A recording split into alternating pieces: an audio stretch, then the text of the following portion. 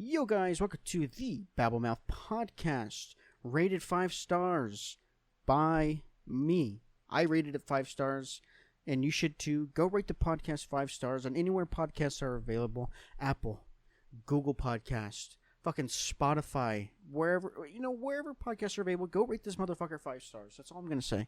Alright, ladies and gentlemen, today we got a packed show. Packed show for you lot. We're gonna be talking about Jurassic World Dominion. I know it's fucking old at this point. It's not old, but you get what I'm saying. It was a while ago now. Thor Love and Thunder. I have seen both of these films now. Jurassic World, Thor Love and Thunder. I have a new Urban Legends store review.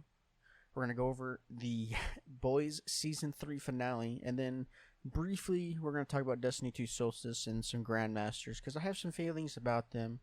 And we're going to talk about that very soon. But let's get started, with Jurassic World Dominion. So I just want to put this in the beginning, and I'll do the same thing for Thor as well, but for spoiler warning. So if you don't want to know the plot or anything about Jurassic World Dominion, I need you to get the fuck out of here.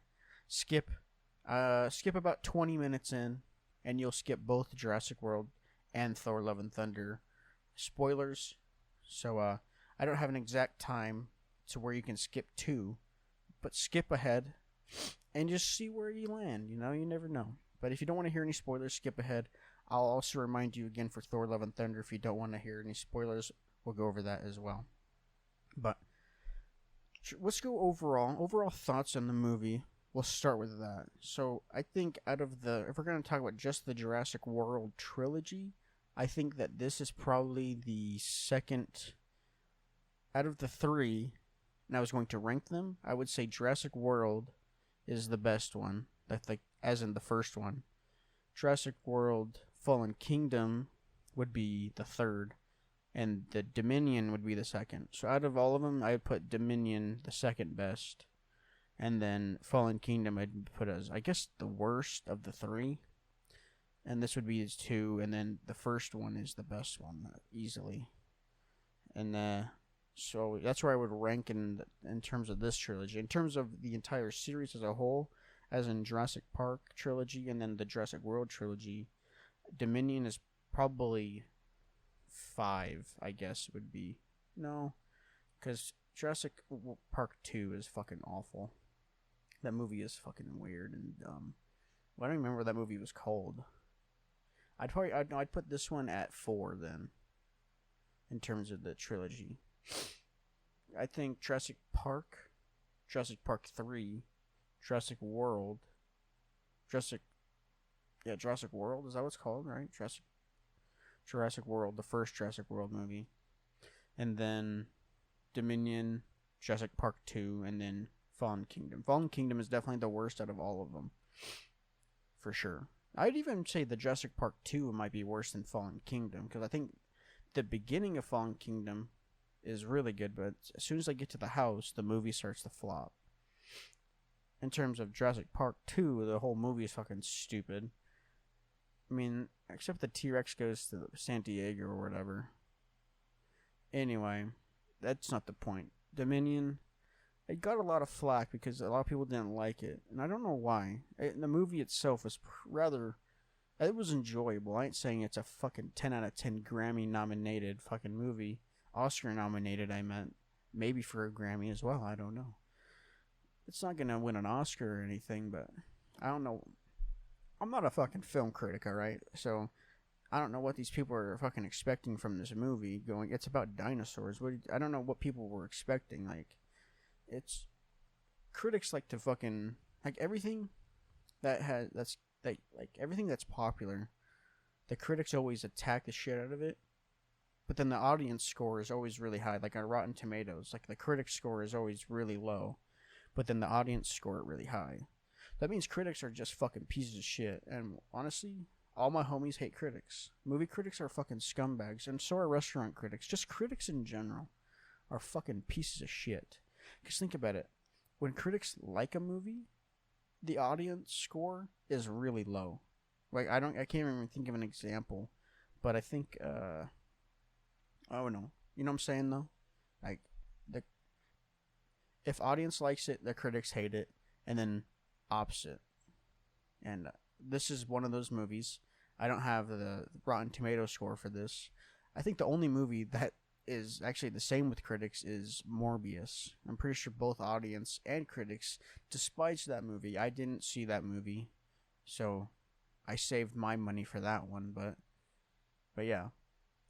But the plot for this movie, if you wanted to know, for Jurassic World Dominion, is basically if you watch Fallen Kingdom, uh, the little girl let the dinosaurs out of the house, and then they started roaming. And I think this movie is 4 years later, or something like 4 or 2 or something years later after that happened, and basically most of the dangerous dinosaurs, if not pretty much all of them except Blue, get taken to an island where it's just the dinosaurs live with the dinosaurs and nothing else on this island where they're controlled by some company, and this company is like protecting the dinosaurs or whatever. They're like on a safe island or whatever. So but during the beginning of the film, Blue gets tracked down by, because Blue is living with Owen, which is Chris Pratt's character, and then Owen and I don't remember all the characters' names, but Owen and the red-haired chick, and then the little girl are living in the woods in a cabin, and Blue also isn't living with them, but she's like in the woods in that area.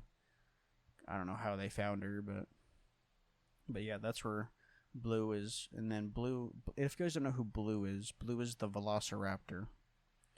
But Blue gets tracked down by some dudes, and then and Blue also has a kid now. Blue has a kid. I should say she has a little baby Velociraptor with her. And if you're probably thinking, how the fuck did she make a baby? That's also part of the plot. Basically, Blue is able to have kids without actually having a mate because of the way she was, like, her genetics or whatever. Which is also, like, and also, there's so much to, just watch the fucking movie. Like, I can't even be bothered to fucking talk about this plot. There's just too much to it. But basically, the little girl that's with Owen and all of them that let the dinosaur out, that little girl, she was basically created by her mother because that little girl's mother also got pregnant without having a mate. Like, she didn't get plowed from behind or anything, She didn't get the bust, if you know what I'm saying. She just got pregnant on her own. So she doesn't have an actual dad, but she has a mother. But her mother died because of what she did to herself. But before the little girl was born, she changed the genetics in her so that she wouldn't die when she was born. And pretty much those same genetics were put into Blue, so that's how Blue is able to make a baby without actually being fucked. Or however, they have eggs, I don't know. The Blue didn't get fucked or anything. I mean, she might now, because I don't think velociraptors care about family shit, so that little kid might fuck his mom, I don't know. Well, I don't know, we'll see. Anyway. But yeah, Blue's baby gets taken, and the little girl also gets taken because they're hunting for the little girl. But they also take Blue's kid. Or they take the little baby velociraptor. Also, I can say Blue is, like, not in this movie at all. If you wanted to see a lot of this fucking velociraptor, she's not in it at all. Like, Blue. Like, you don't even really see the baby raptor at all. There's, like, no raptors in this movie. It's kind of wild. Like, Blue is in it. Like, I think in total, and like we're talking about in total of minutes, she's probably in the movie for, like, combined 6-7 minutes of the movie. She's not in it a lot. She's in most of Blue's screen time is in the beginning, and then at the very end, and that was it. I'm pretty sure this is the last Jurassic movie. At least that's what they say. I'm sure they'll do another trilogy or some point. But yeah, they hunt. Basically, they go to get they hunt down fucking Blue's kid to save him, or her. I don't know if it's a boy or a girl. They never really explained it. I'm pretty sure it's a dude, I would imagine. I don't know. But the main plot of the movie, and basically what I just said was the subplot, was saving Blue and the girl. The main plot is that Dr. Grant, from the Jurassic Park series is also in this. And the chick from those movies, well, I forgot her name, but she's in the movies.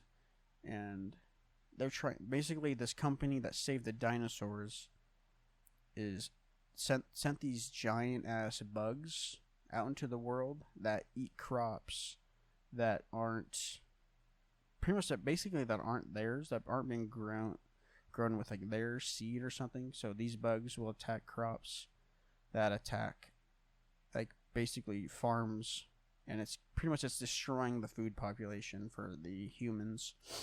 So they go to destroy it, basically. I'm not explaining this very well. You'd have to watch the movie for it to make sense. But if you understand the movie, then you understand what I'm saying. The plot is they're trying to stop this company from sending these bugs out. So they go to stop it and all this shit. And then, woohoo, they fucking do it.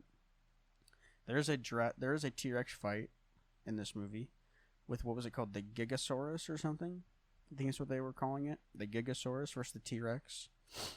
And spoiler alert, the T-Rex wins. Always does. But to be fair, he got help from this. I don't even remember what they're called, but it's those big fucking ostrich-looking birds with the claws.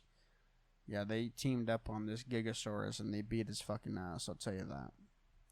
So, that's just the overall Jurassic World Dominion. If I'm going to give it a score out of 10, I'd say in terms of story, probably like a 7. It was fine. The story was, it's a pretty generic story. There's nothing too much to it. There's nothing original about it, really. But, one of the cooler scenes in the movie is when they're flying, when Owen and this chick that they meet up with, and then the red-haired chick, are flying to this company building where all the dinosaurs and shit are at. The plane gets taken down by this massive fucking, I don't know, I guess pterodactyl, I don't know what else they call it, but it's a big fucking bastard, like big motherfucker. It gets taken down.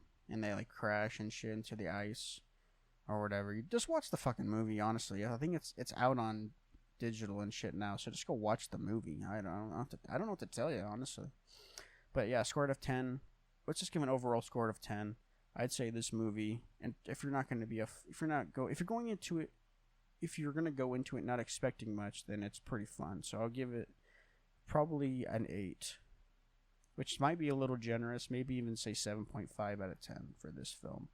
I'll give it an 8, but if not, 7.5. Let's say 7.5 we'll just say 7.5.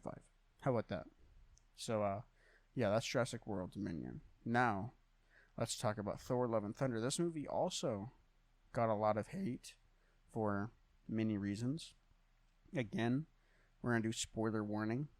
So, I'll try to keep this one a little more short because I want to keep it around 20 minutes because obviously I told people to skip 20 minutes ahead. So we're about 13 minutes in so far. So let's keep it a little shorter on this one. I'll be a little more thorough with my wording of things. But yeah, spoiler warning as well if you don't want to hear the plot of Thor Love and Thunder. If you're on Twitter, you would have seen it, so...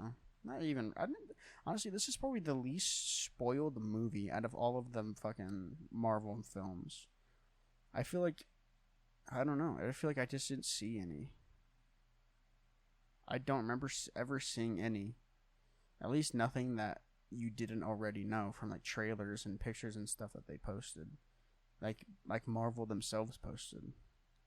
Which I guess is nice. I don't know. But, let's start from the beginning. I'm not going to rank this in terms of all of Marvel films because there's way too many to fucking name.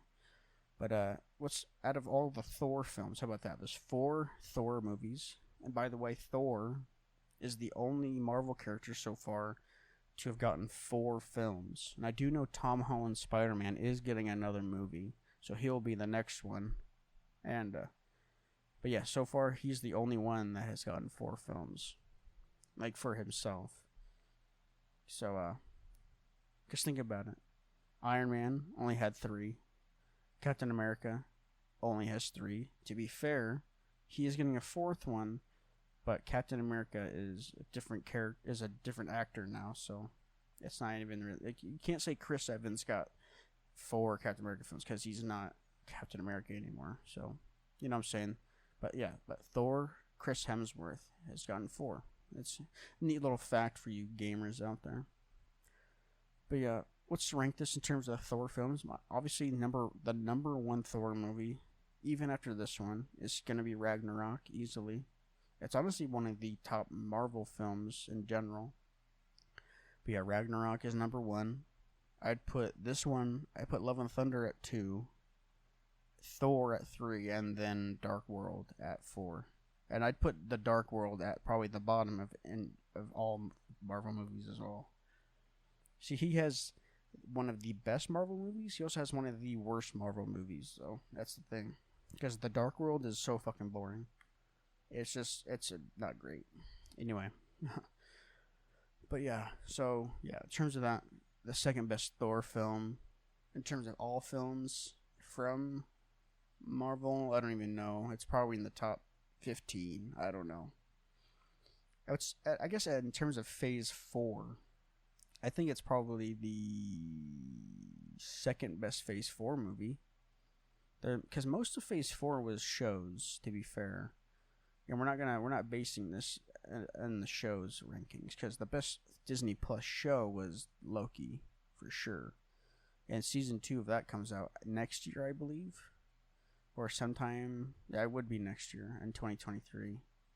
So, yeah. Yeah. So, yeah. Let's just move on.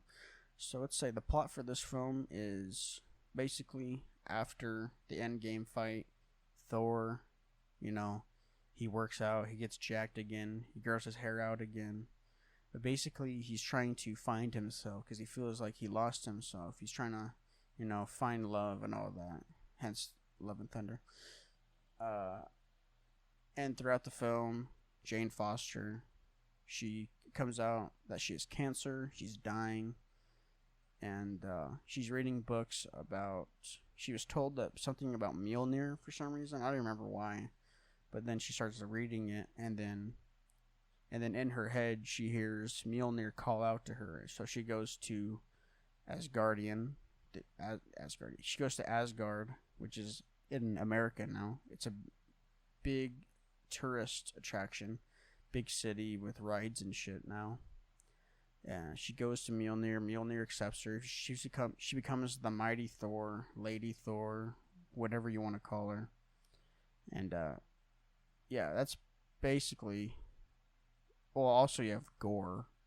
The villain is Gore, and basically in the beginning of the film, Gore and his daughter are in like some desert, and they haven't drank or eaten in, I would assume, a couple of days or so.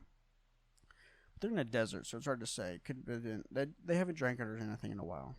So his daughter dies, and then Gore keeps walking or something, and then he comes upon a jungle or something in the middle of the desert.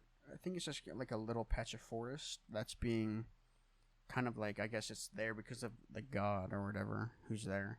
But this god pretty much mocks Gore. He does all this stuff to Gore and everything. And there's the sword there. I feel like I explain these things too thoroughly sometimes.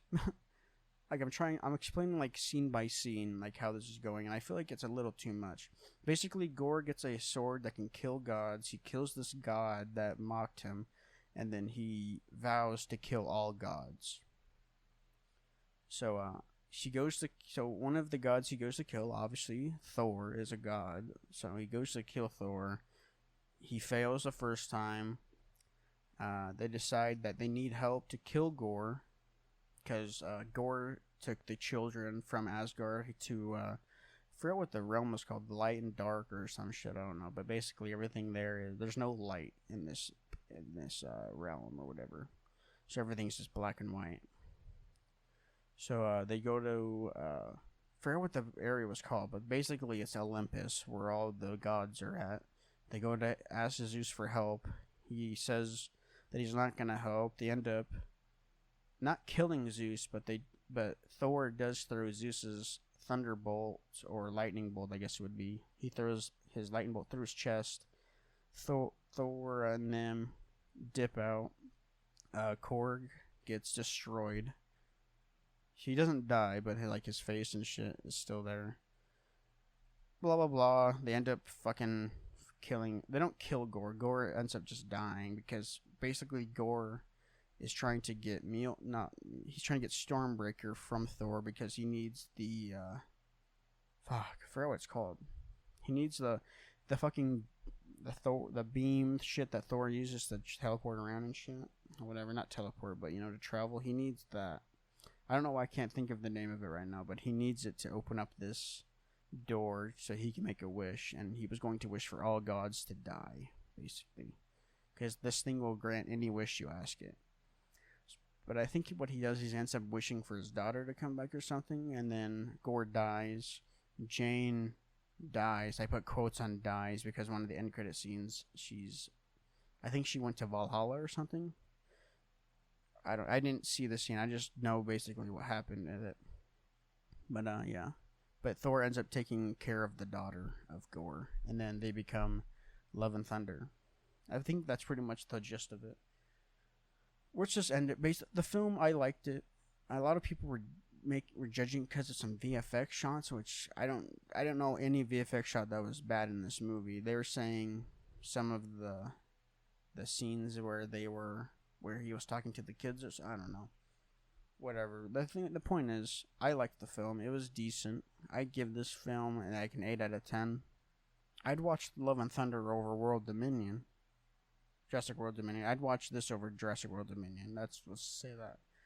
That being said, I would watch Jurassic World Dominion again, but I'm just saying that Love and Thunder, we're talking about a film to film, I'd watch Love and Thunder again first before Dominion.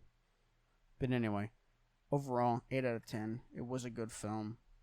But now, let's get in to the urban legends. Alright, ladies and gentlemen, today's urban legend is from my home state, Oregon, and that is the Bandaged Man. Cannon Beach, Oregon. Perhaps the most famous and infamous of Oregon ghost stories is the Bandaged Man, who has made numerous appearances in books for decades now. Locals seem to point to most of the tales popping up in the 50s and 60s of a bandaged and bloody figure haunting the roads near Cannon Beach and forests and even its bars. He's even more famous than Muriel, the ghost of a girl that supposedly haunts a Newport lighthouse, a tale that has been thoroughly debunked since then. Ghost tales are an interesting way to learn about history, especially if the Oregon coast is one of them. If you look into Bandaged Man further, you find out there was an old road part of Highway 101 just outside of Cannon Beach in its northmost junction where the road veered off to the east a bit before returning to 101. That was straightened out into its current info sometime in the 60s or so.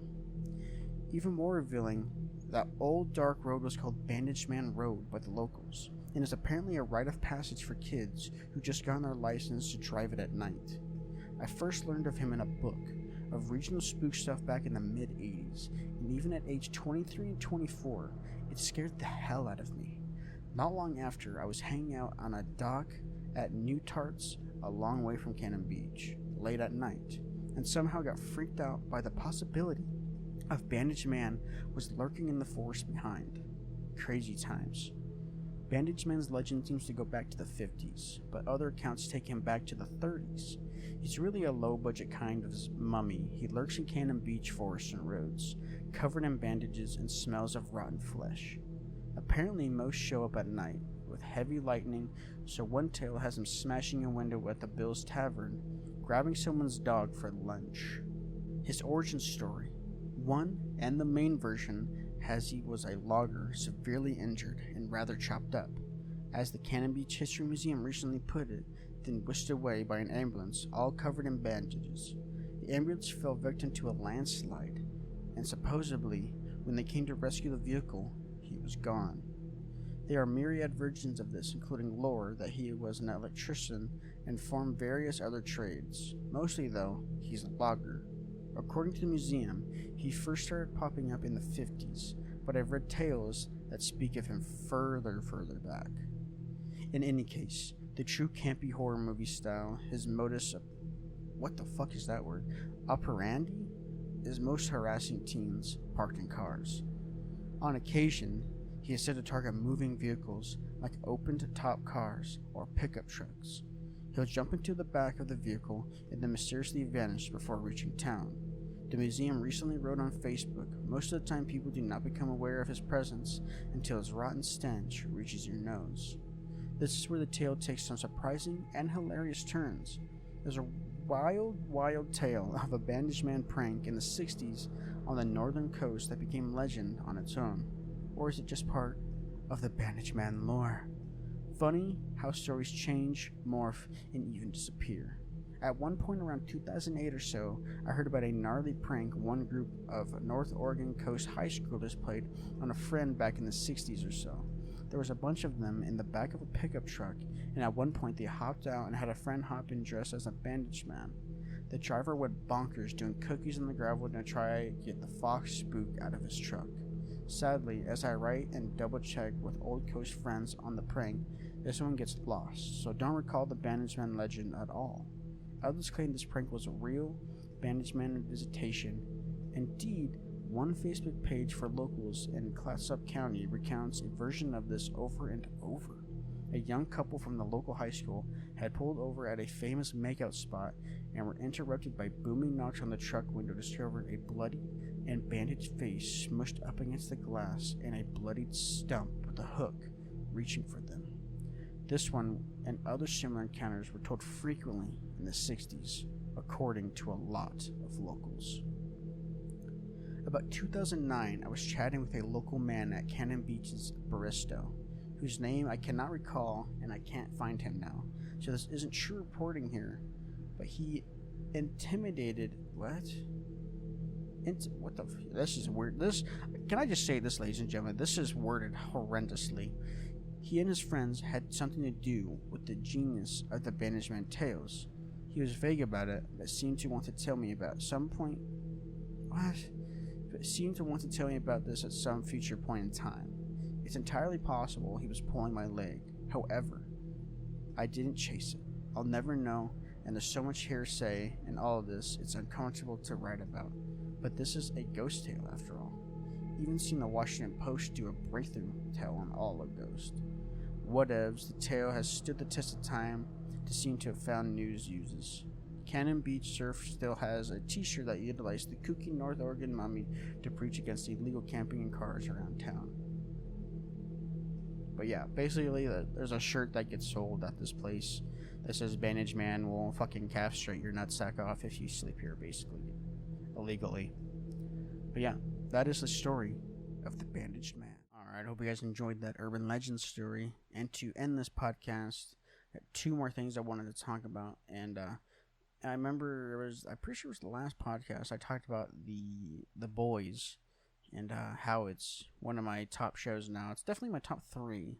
Where I would rank it in the top 3, I don't know. I don't want to get into that now, but the season finale happened. I don't what episode were we on at the time? I think it was episode 7 we were on. Like episode 7 was about to come out, I think is what episode we were at.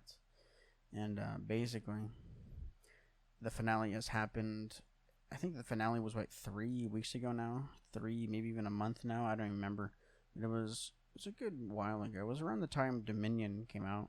So basically, I want to keep this brief because I don't want this podcast to run on for 30 fucking years. But I'll say this: the finale I did enjoy.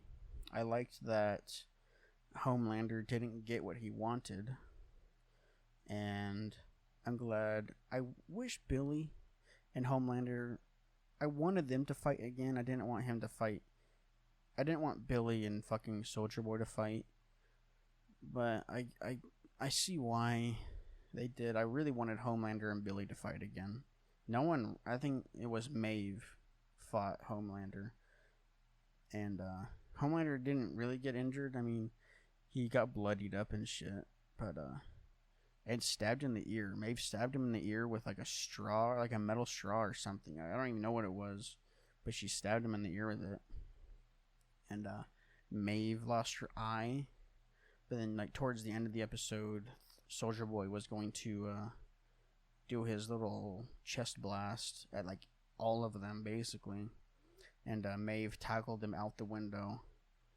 pretty much taking the blast. She lost her powers. She didn't die, but she lost her powers. Soldier Boy also didn't die, but he got taken back by the Russians. So they have Soldier Boy under lock again.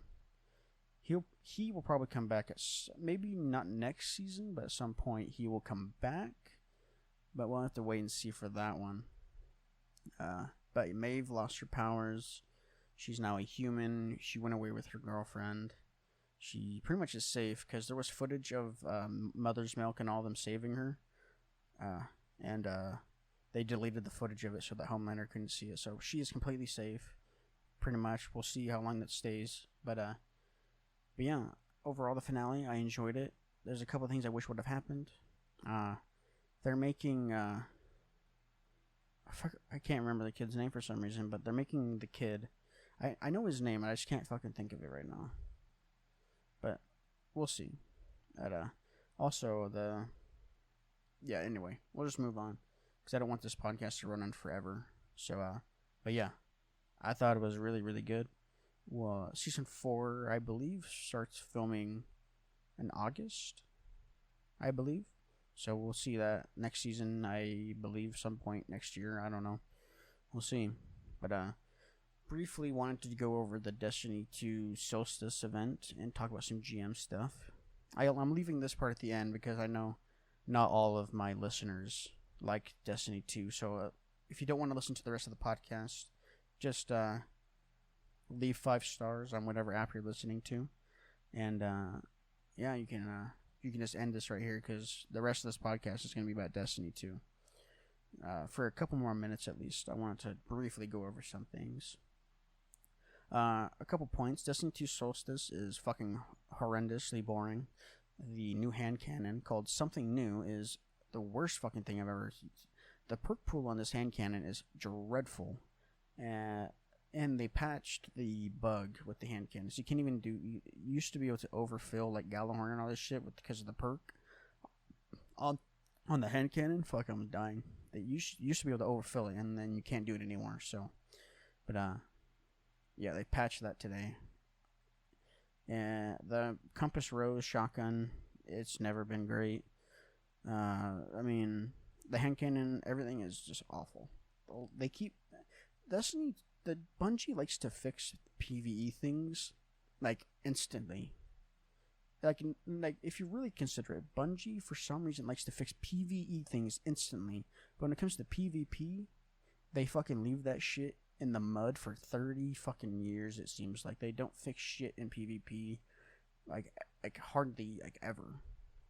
It's like they will, but it's like they take forever to do it, and I don't know why they do.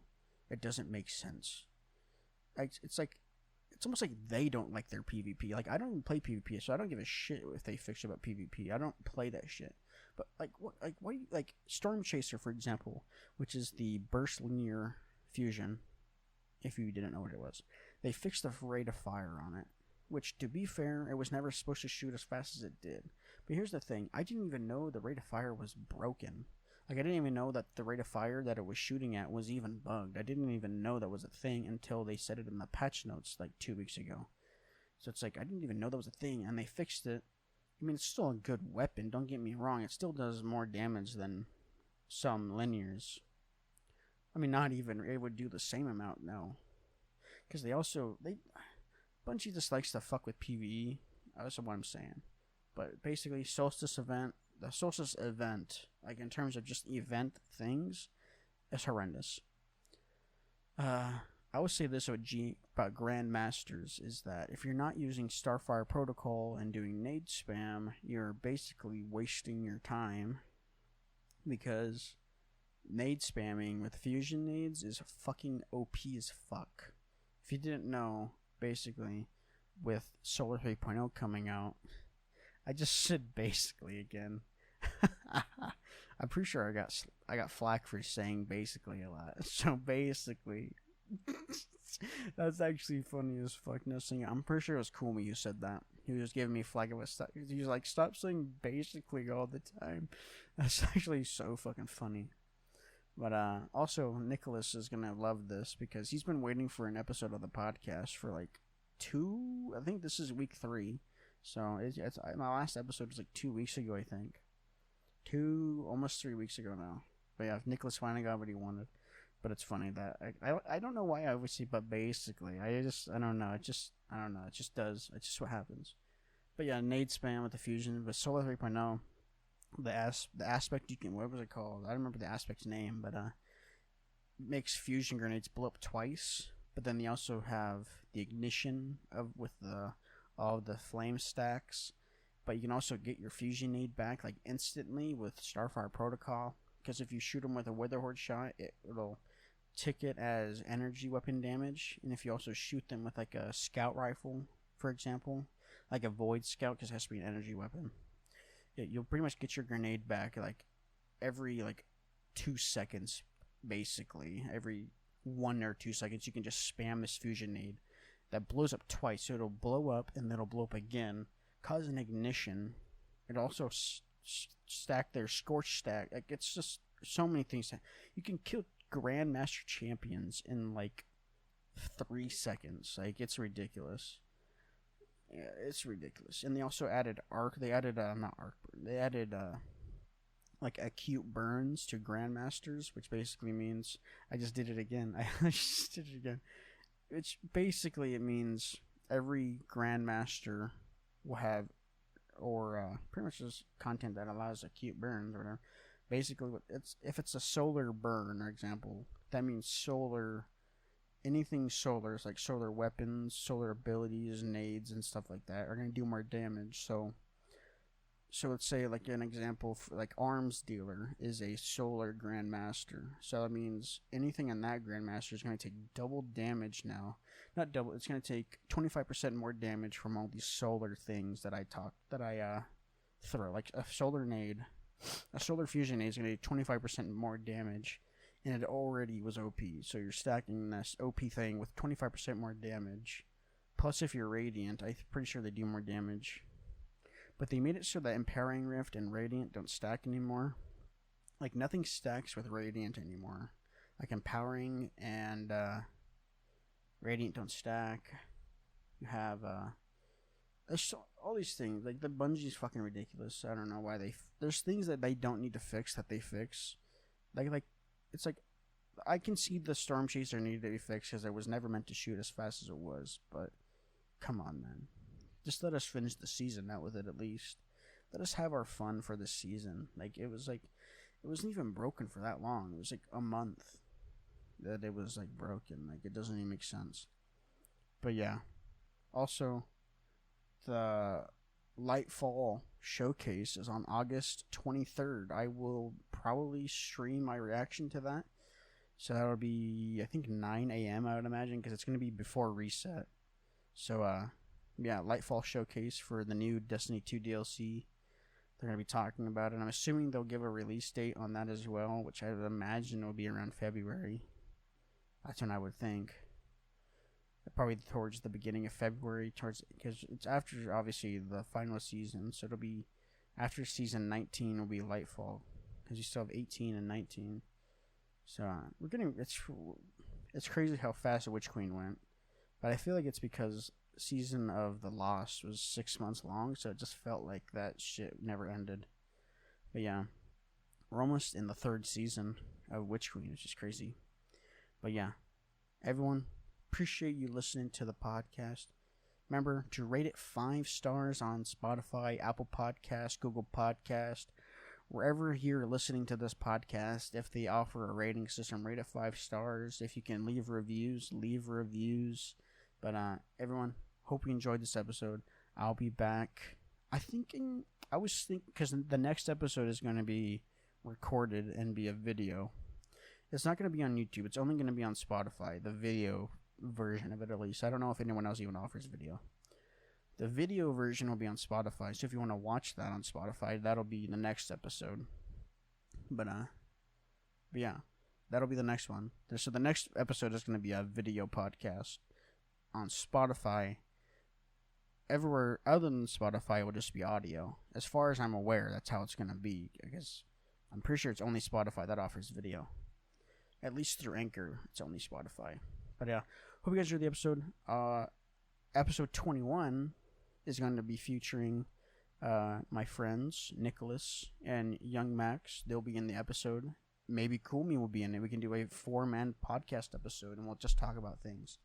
We'll see, but I can guarantee Nicholas and Young Max will be there. That'll be the next. That'll be episode 21. So after the next one. So yeah, that'll be probably like 3 weeks or so that one will happen. So yeah, hope you guys enjoyed the episode. Rate it 5 stars wherever you're at. And I'll see you guys in the next one.